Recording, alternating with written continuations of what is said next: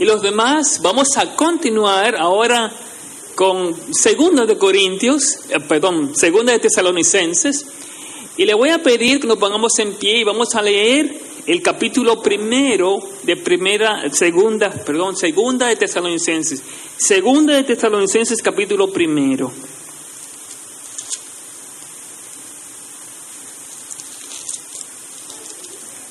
Leemos la palabra del Señor. Pablo, Silvano y Timoteo, a la iglesia de los tesalonicenses en Dios nuestro Padre y en el Señor Jesucristo. Gracia y paz a vosotros de Dios nuestro Padre y del Señor Jesucristo. Debemos siempre dar gracias a Dios por vosotros, hermanos, como es digno, por cuanto vuestra fe va creciendo y el amor de todos y cada uno de vosotros abunda para con los demás. Tanto que nosotros mismos nos gloriamos de vosotros en las iglesias de Dios por vuestra paciencia y fe en todas vuestras persecuciones y tribulaciones que soportáis.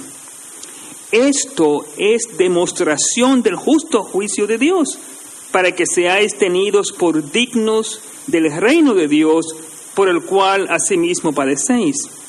Porque es justo delante de Dios pagar con tribulación a los que os atribulan.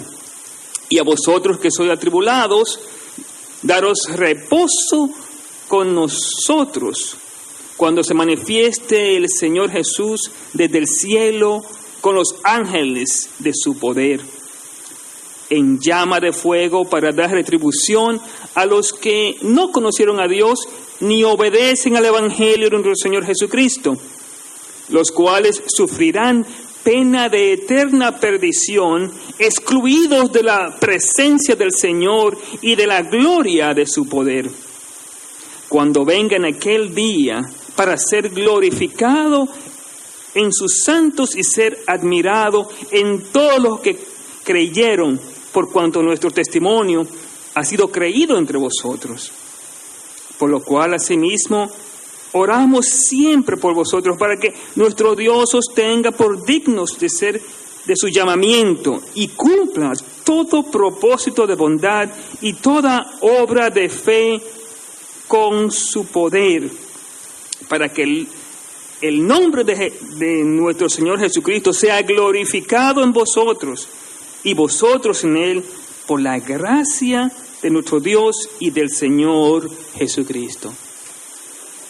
Padre Santo, te damos las gracias que hoy podemos una vez más llegar a este lugar. Gracias, Padre mío, que tú pones en el corazón de cada uno de nosotros el querer como el hacer por tu buena voluntad.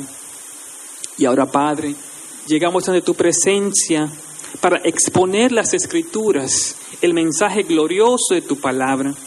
Hemos cantado, hemos tenido la ordenanza de la Santa Cena, los niños han salido para recibir sus clases y ahora queremos, Padre, los que estamos aquí, que tú nos hables de una manera especial a través del mensaje de hoy.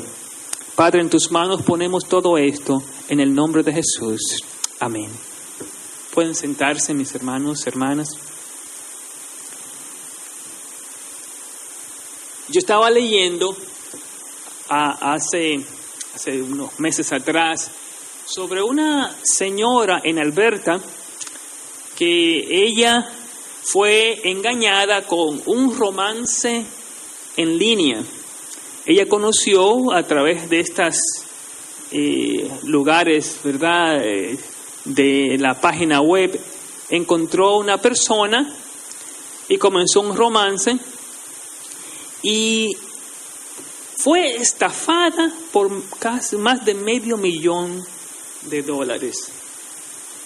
La persona vivía en otro país y le ofreció un montón de cosas y decía, bueno, mándame tanto que vamos a tener una buena relación. Y al final se robó todo. La señora quedó en la calle porque vendió su casa, todo. Ella era una viuda. o es una viuda, entonces vendió todo para complacer a esta persona que ni tan siquiera había conocido personalmente, un estafador, y fue engañada.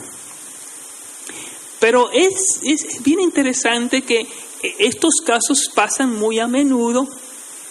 Usted va a encontrar una persona que va a llamar desde el banco y le va a decir, sí, somos del banco, y tienen hasta el número del banco, y se va a dar cuenta que no es así. Muchas personas han aceptado la llamada, le han dado la información y han vaciado la cuenta de esa persona.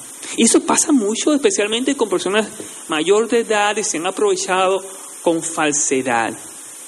Hermanos, y esto está mucho relacionado a la inteligencia artificial que vivimos hoy en día. Todas estas personas fraudulentas usan la inteligencia artificial para engañar a los vulnerables. ¿Saben, mis hermanos, que con la inteligencia artificial pueden hacer un video en la cual yo estoy predicando y parece como que yo soy el que estoy hablando, sale hasta como mi propia voz en YouTube, y pueden hasta engañar muchos no siendo yo? Eso es parte de la inteligencia artificial en la cual vivimos hoy en día. Pero le digo toda esta historia porque en el libro, este es el libro que vamos a estudiar, 2 de Tesalonicenses, el apóstol Pablo le está escribiendo a la iglesia porque ellos también estaban encarando una especie de estafa. Recuerdan que estudiamos toda la primera carta de Tesalonicenses, cómo Pablo escribió, vio la situación en la cual estaba pasando la iglesia, y les escribió sobre la venida de Cristo y les animó y todo eso. Pero después de unos meses apareció unas personas que escribían una carta que parecían como era la carta de Pablo, y engañaban a muchos de la gente de la iglesia que estaba en la iglesia, y la gente comenzaron a seguir lo que esta persona había escrito. De hecho, parecía que era Pablo. Y esa carta circulaba y todo el mundo dice, bueno, pero es Pablo, así que como es Pablo, vamos nosotros a seguir. Y muchos cayeron en esa estafa. Entonces Pablo, al darse cuenta de eso, escribe esta segunda carta a los tesalonicenses. Se va a dar cuenta de algunas cosas, como Pablo dice, yo escribo con mis propias manos. En el capítulo 2 nos dice, por ejemplo, no os dejéis mover fácilmente de vuestro modo de pensar, y nos dice sobre de vuestro modo de pensar, ni os conturbéis ni por espíritu, ni por palabra, ni por carta, como si fuera nuestra, en el sentido de que el Señor está cerca. El versículo 2, o sea que los estaban estafando pensando que era la misma carta que había escrito Pablo. Así que Pablo comienza a explicarles ese evento que estaba pasando, esa estafa que estaba sucediendo, y Dios lo inspira con esta segunda carta. Esta carta solamente tiene 3 capítulos, es mucho más corta que 1 de Tesalonicenses, pero son 3 capítulos maravillosos que tratan sobre la segunda venida, una aclaración de la segunda venida y sobre el trabajo. Pero el primer capítulo que vamos a tratar hoy tiene 3 partes: un saludo, una acción de gracias y lo que yo llamo el juicio o la justicia de Dios. Ese es el título, la justicia de Dios.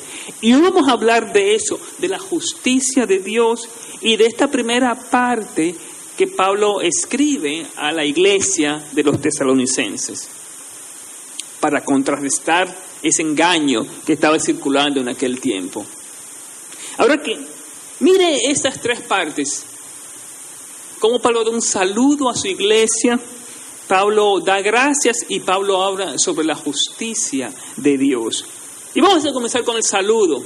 Pablo saluda a la iglesia Y un saludo normal de Pablo. Se parece mucho a la primera, el primer capítulo de la primera carta, en la cual él menciona 3 personas al principio: Pablo, Silvano y Timoteo. Y nosotros hablamos de eso, como la iglesia se formó entre paganos en la ciudad de Tesalónica. Y ahora Pablo menciona una vez el equipo de trabajo.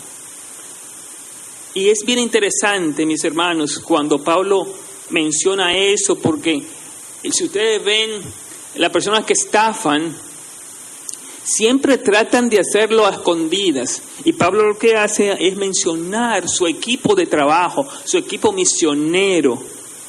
Silas, que también se llama Silvano, que vivo Silvano se llama Silas, fue quien acompañó a Pablo en su segundo viaje misionero. Era un anciano en la iglesia, era parte del concilio, una persona bien importante para el ministerio.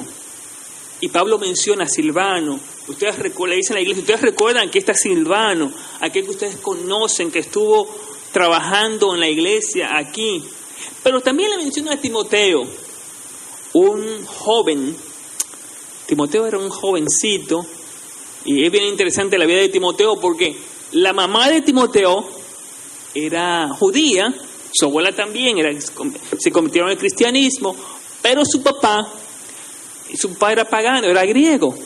Así que aquí vemos una persona mixta, como Dios hace la obra, toca el corazón de Timoteo y trae a Timoteo. No tan solo se convierte, pero también Dios lo hace pastor de la iglesia. Un joven y que nadie pensaba, ¿verdad? Porque su papá era griego, pagano, no creía en nada. Su mamá, judía, se convirtió al evangelio, al cristianismo en el ministerio de Pablo. Timoteo se convierte y Dios hace una obra maravillosa en Timoteo, y Pablo menciona a Timoteo como su discípulo.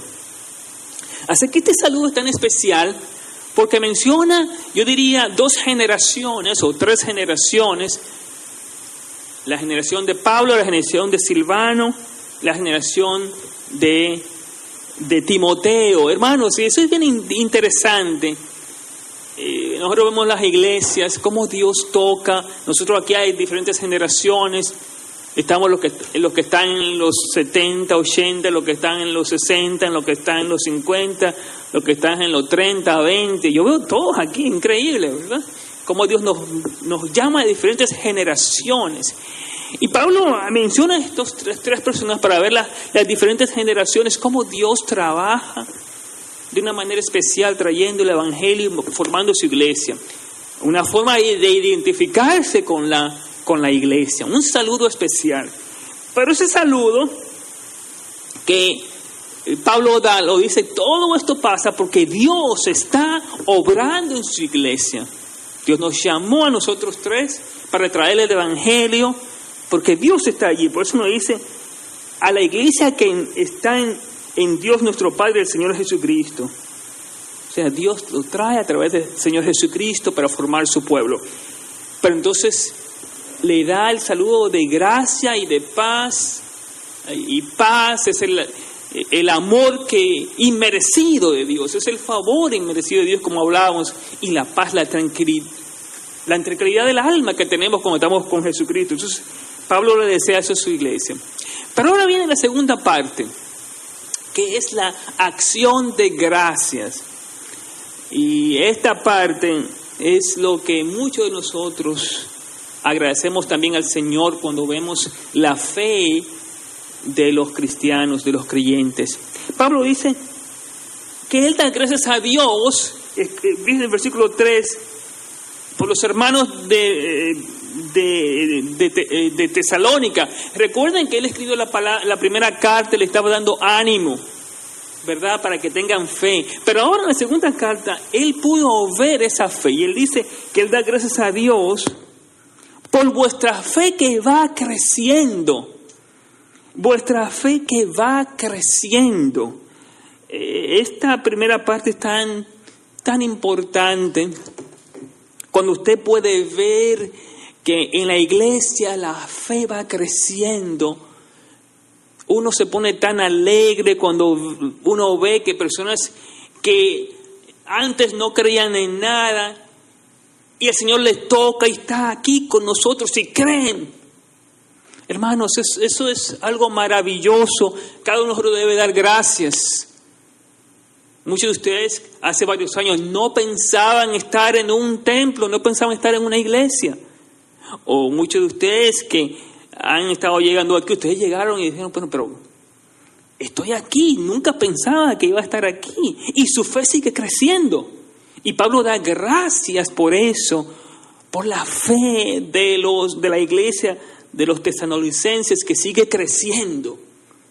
Que en medio de los problemas, en medio de las dificultades, persecuciones y tribulaciones, dice Pablo, su fe sigue creciendo. Y eso es lo más hermoso, cuando uno puede ver la fe de los cristianos creciendo. Sí oramos nosotros por un crecimiento numérico, pero hermanos, lo más importante es esa fe en Jesucristo, que sigamos creciendo, que lo que estamos, sigamos creciendo en la fe. Así que, segunda de Tesalonicenses, Pablo se anima tanto, mis hermanos, porque él escribió sobre eso. Él estaba orando para que la fe de ellos creciese. Y ahora Dios le contesta porque él puede ver que la fe sigue creciendo, que la fe sigue aumentando. Yo recuerdo la historia en Marcos capítulo 9, siempre me ha gustado porque es la historia de un padre que pide por su hijo. Y en ese relato bíblico, Jesucristo le hace la pregunta, ¿tú crees? Porque al que le cree todo es posible, le dice Jesús a este padre que pide por su hijo. Y él le dice, bueno, Señor, yo creo, pero ayuda mi incredulidad. En otras palabras, Señor, yo creo, pero auméntame la fe. Y hay momentos, mis hermanos, que eso es lo que nosotros tenemos que pedir como iglesia. Hay momentos que uno pasa por tribulaciones, por dudas, por desafíos en la vida y dice, ay Señor, auméntame la fe. Permite que yo pueda creer mucho más en ti, que yo pueda confiar mucho más en ti en medio de la prueba y de la tribulación en la cual yo estoy pasando.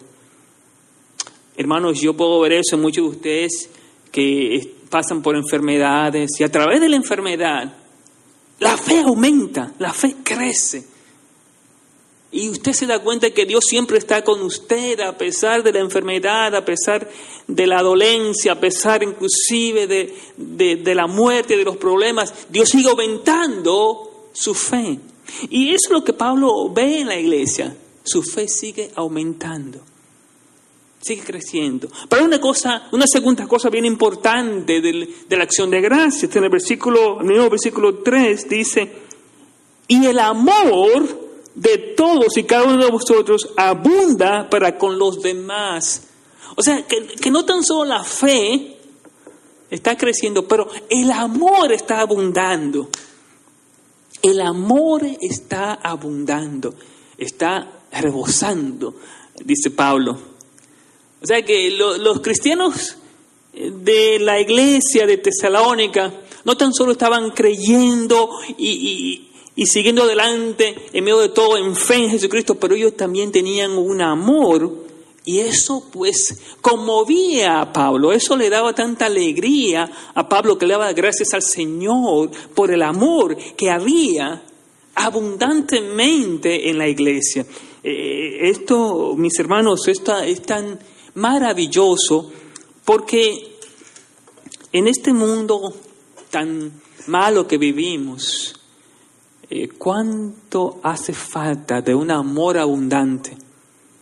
Inclusive en nuestras iglesias, que muchas veces lo que menos hay es un verdadero amor. Hermanos, y aquí Pablo se regocija, da gracias al Señor por el amor abundante en el cual había en la iglesia.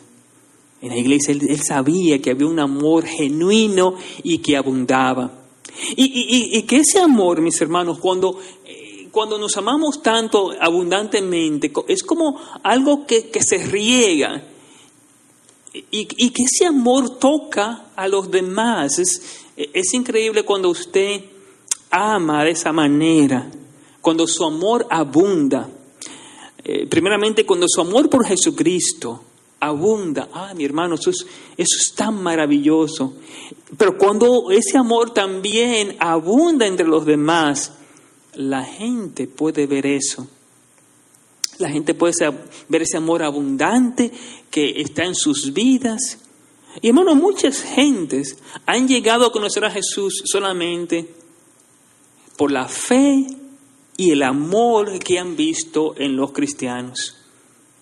Mucha gente ha visto esa fe y han dicho, yo quiero seguir a Jesucristo, yo quiero tener ese amor abundante en mi vida.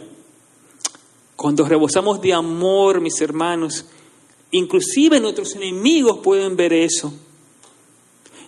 Y eso es lo que Pablo está diciendo a su iglesia. Está tan contento de ese amor que abunda entre ustedes, entre los hermanos. Entonces vemos fe, vemos amor, pero ahora viene la parte en la cual Pablo habla sobre el juicio de Dios. Pero una cosa bien importante en el versículo 4, Pablo nos dice y nos da otras cosas relacionadas al amor. Aquí me dice, era tanto el amor con los demás, dice, tanto que nosotros mismos nos gloriamos de vosotros en la iglesia de Dios por vuestra paciencia y fe en todas vuestras persecuciones y tribulaciones que soportáis. Este versículo, esta parte es tan importante. Hermanos, ellos estaban llenos de amor, estaban abundantes en amor, estaban también, como nos dice aquí, da gracias al Señor porque su fe va creciendo. Pero ahora, mis hermanos, no tan solo tenían una fe creciente, un amor abundante, pero ahora tenían una fe gloriosa. Una paciencia gloriosa.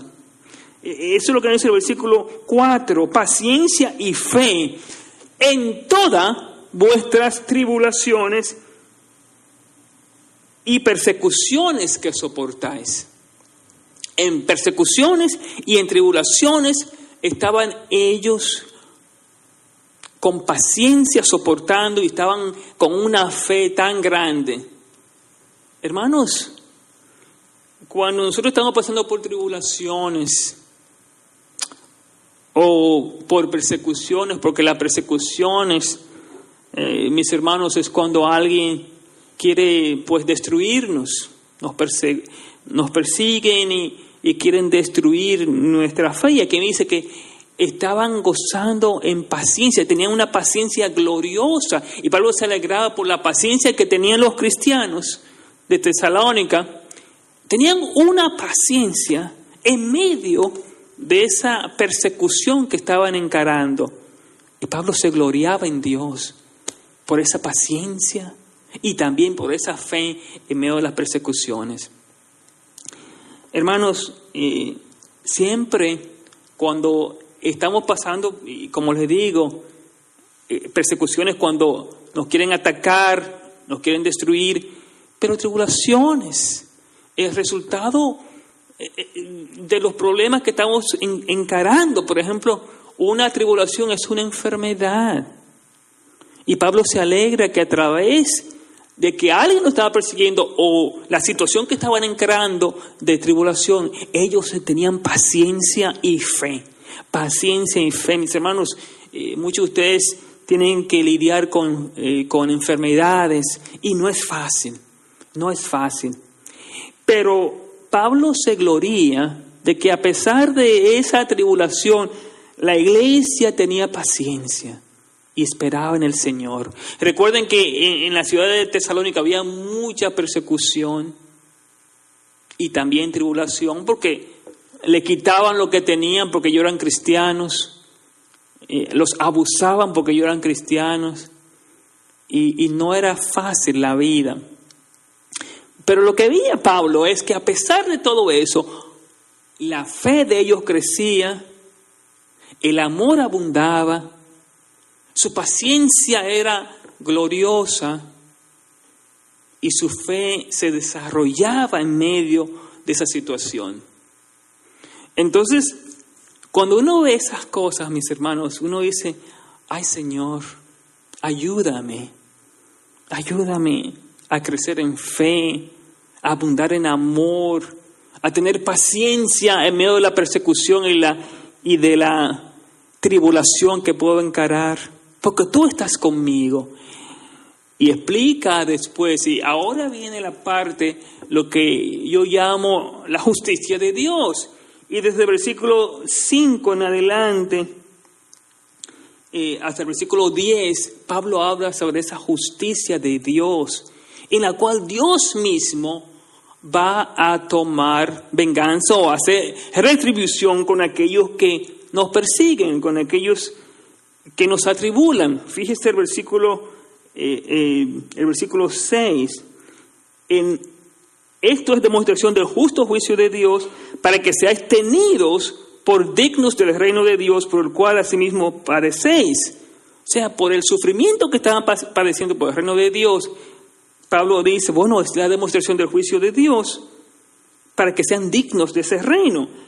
Y miren lo que Pablo dice como una promesa de lo que Dios va a hacer con su pueblo, porque es justo delante de Dios pagar con tribulación a los que os atribulan, y a vosotros que sois atribulados, daros reposo con nosotros cuando se manifieste el Señor Jesús desde el cielo con los ángeles de su poder. Aquí está Pablo diciéndole a la iglesia, mire, aquellos que lo atribulan, que le hacen mal, como Dios es un Dios de justicia, Él va a retribuir.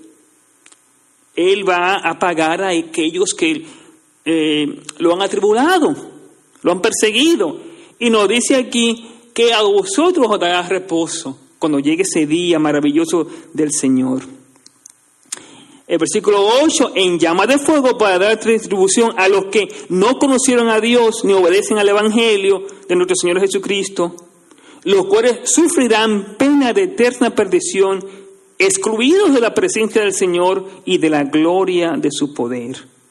Aquí está Pablo diciéndole, todos van a tener que comparecer ante el tribunal de Dios. Y cuando Jesucristo regrese otra vez, Él viene a juzgar. Él viene a juzgar. Entonces Pablo le da ese ánimo a la iglesia. El juicio de Dios es justo, es veraz, vendrá. Y Él va a traer retribución a aquellos que han atribulado. Aquellos que han hecho mal serán castigados. Y va a haber una pena eterna de perdición. El juicio de Dios, mi Señor, porque nuestro Dios es justo. Aquellos que abusan, aquellos que maltratan, llega el día que Dios, en su divina justicia, pues hará juicio justo y pagarán por lo que han hecho. Pablo termina con una oración para la iglesia. El versículo 11 y 12, una oración especial. Por lo cual asimismo oramos siempre por vosotros, para que nuestro Dios os tenga por dignos de su llamamiento y cumpla todo propósito de bondad y toda obra de fe con su poder. Esa es la oración de Pablo. Que Dios pueda cumplir, como dice aquí, lo que Él ha hecho digno del llamamiento, con todo propósito y bondad y obra de fe con su poder. Una oración maravillosa que Pablo hace. Dios va a cumplir con su propósito, en la cual ha llamado a su pueblo.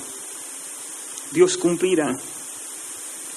Y todo eso, el cumplimiento de Dios en la oración, es para que el nombre del Señor sea glorificado. O sea que todo esto es para la gloria de Dios. O sea, la iglesia, Pablo está orando para que se mantenga firme, que ellos sepan que Dios los ha llamado y que Dios va a cumplir su propósito. Hermanos, para mí, cuando uno lee estas partes, estos versículos, dice: Señor, pase lo que pase en este mundo, tú me has llamado, tú vas a cumplir tu propósito, y con tu poder mi fe va a aumentar y yo me voy a agarrar más a ti, más fuertemente a ti, en medio de toda esta situación, en medio de la tribulación. Pablo está orando que ustedes puedan agarrarse mucho más de Dios, porque Él los ha llamado para ser dignos, que sean dignos de ese llamado con el cual Él los ha llamado. Hermanos, todo en la vida tiene un propósito especial de Dios. Todo lo que nos pasa, las tribulaciones, las persecuciones, es cumplir con su propósito y finalmente para que Dios sea glorificado. Porque aquí nos dice que por la gracia de nuestro Dios, Él nos ha llamado por medio de su Hijo, nuestro Señor Jesucristo. Ahora, yo vuelvo otra vez a la estafa del mundo. Porque el mundo quiere engañarnos. Ustedes saben que el enemigo siempre está allí para engañarnos. El enemigo siempre está falsificando cosas para que parezca como que es Dios, para que nosotros caigamos. Así como esa señora fue estafada, el enemigo sigue trabajando para que los cristianos seamos engañados con las falsedades de este mundo. Para que no crezcamos en la fe, para que no abundemos en amor, para que caigamos para entrar en perdición, para que no confiemos en el Dios que nos da de su gracia y nos da paciencia para seguir adelante. Hermanos, el enemigo está tratando cada día de poner dudas en nuestra mente para que no confiemos y creamos en Jesucristo. Ese es su trabajo, de falsificar la obra de Dios para engañarnos. Y así como Pablo le estaba diciendo a la iglesia de los tesalonicenses: no se dejen engañar, yo no fui que escribí esa carta, y más adelante vamos a explicar sobre eso, sobre el contenido de esa carta falsa. Cuando vamos leyendo los demás capítulos se va a dar cuenta de cómo se trató de engañar a la iglesia. Pero hoy también nosotros, con toda esta, como le digo, todo este mundo de inteligencia artificial en el cual vivimos, el enemigo va a tratar de hacer mucho engaño para que usted no crezca en fe, no abunde en amor, no tenga la paciencia gloriosa que Él quiere darnos, y que usted no pueda crecer en fe a través de la tribulación. Mis hermanos, mis hermanas, vamos a pedir al Señor que nos ayude, como pasa con la iglesia de Tesalónica en esta segunda carta, que nos ayude a Dios en su gracia a ver cómo Dios hace el trabajo misionero de salvarnos, de llamarnos, para que crezcamos en fe, abundemos en amor, nos acerquemos a Él, y sabiendo de que Dios es el Dios justo, que va a traer justicia en el tiempo que Él lo sabe, que ya Él lo sabe de antemano, que en el tiempo que ya Él sabe, Él va a traer justicia. Pero nosotros vivamos por fe en la gracia gloriosa de nuestro Señor Jesucristo. Hermanos, y cuando usted tenga dudas, cuando vea persecuciones, dígaselo a Cristo. Él es su amigo fiel. Porque cada vez que usted habla con Jesucristo, que usted le dice a Jesucristo todo lo que usted está pasando, entonces Él le ayuda a usted a crecer en fe. Dígaselo a Jesucristo. Porque aquí nos dice que pues por tu gracia que somos salvos. Y Él quiere que aumentemos en fe. Él quiere que abundemos en amor. Pero en estos tiempos de dudas, en esos tiempos que usted se encuentra débil, dígaselo a Jesucristo. Y confíe en Él. Confíe en Él. No se deje engañar con las falsedades de este mundo. Confíe en Jesucristo. Dígaselo a Él. Crezca en fe. Abunde en amor. Y que por la gracia de Dios, nosotros, como todos, como iglesia, podamos nosotros pues ver la gracia divina trabajar en nuestras vidas. Vamos a decirle a Jesucristo todo y a confiar en Él. Hermanos, como les digo, estamos en momentos, en una época difícil con toda esta tecnología que quiere confundirnos, que quiere desanimarnos, quiere dejarnos de creer con toda la idea de la inteligencia artificial, pero es también una gran oportunidad para que uno confíe en el Señor y se lo diga todo a Él. Vamos a tener un tiempo de oración y vamos a pedirle al Señor, Señor, ayúdanos a no dejarnos engañar por la falsedad de este mundo que el enemigo quiere poner en nuestra época y que confiemos en ti. Oremos. El Padre amado, así como la iglesia a los tesalonicenses, nosotros también luchamos con la falsedad del enemigo. Y queremos en esta hora, Padre mío, poner nuestras vidas delante de ti,